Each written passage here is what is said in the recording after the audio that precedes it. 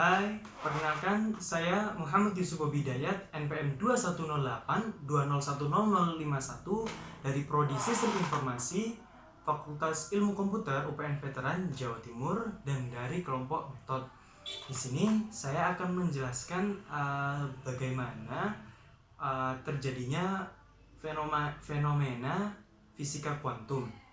Nah, fenomena ini didasari oleh adanya fisika klasik terlebih dahulu, di mana ada salah satu tokoh yang kita kenal yaitu Sir Isaac Newton, di mana dia adalah seorang yang menemukan gaya gravitasi, yang bisa menghitung gaya gravitasi. Nah, pada saat itu Newton sedang duduk santai di bawah pohon apel, lalu sambil berpikir ya, karena pada saat itu tuh sedang ada endemi ada virus juga. Lalu seketika ada buah-buah apel itu berjatuhan. Nah, waktu berjatuhan itu Newton berpikir bagaimana buah apel ini bisa jatuh ke tanah. Seperti itu. Lalu disitulah Newton menemukan bahwa adanya gaya gravitasi yang menyebabkan buah apel tersebut bisa jatuh ke tanah, sehingga sampai saat ini kita mengenal yaitu gaya gravitasi Newton. Dan ada rumusnya, jadi Newton bisa menghitung gaya gravitasi. Namun tidak berhenti sampai di sini. Newton berpikiran bahwa sebenarnya gaya gravitasi ini tidak hanya di dalam bumi saja, melainkan di luar angkasa, seperti adanya gaya tarik menarik antara matahari dengan planet-planet lainnya.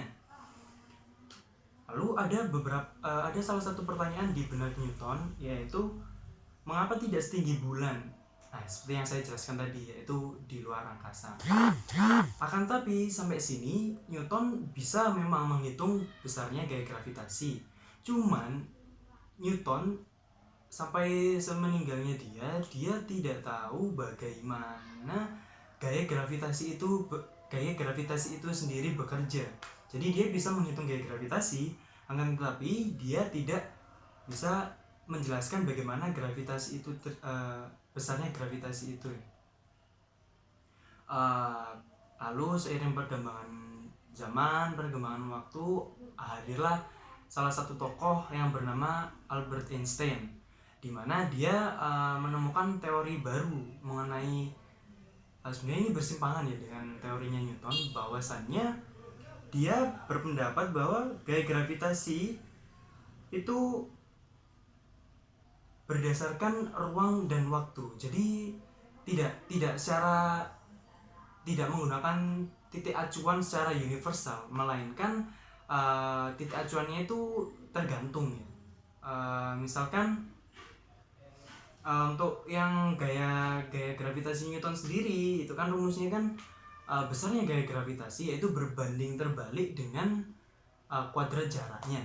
Nah, kan tetapi di sini Einstein menyela bahwasannya untuk gaya ini sendiri itu mengacu pada ruang dan waktu, tergantung ruang dan waktunya, jadi lebih relatif.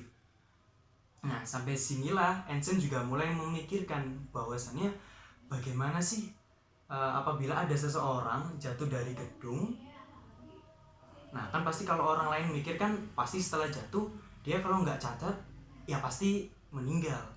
Cuman yang dipikirkan Newton adalah bukan setelah dia jatuh, melainkan pada saat dia jatuh. Nah, Newton sendiri berpikiran bahwa apabila dia jatuh dari gedung tinggi, maka otomatis dia kehilangan beratnya. Seperti contoh pada saat kita naik lift, kita kan tidak tahu apakah kita sedang terjatuh ataukah sedang melayang, seperti itu. Nah, seiring perkembangan waktu, akhirnya terciptalah teori baru yaitu hukum relativistik. Nah, sehingga merubah hukum fisika klasik menjadi fisika kuantum yang sampai saat ini dipegang.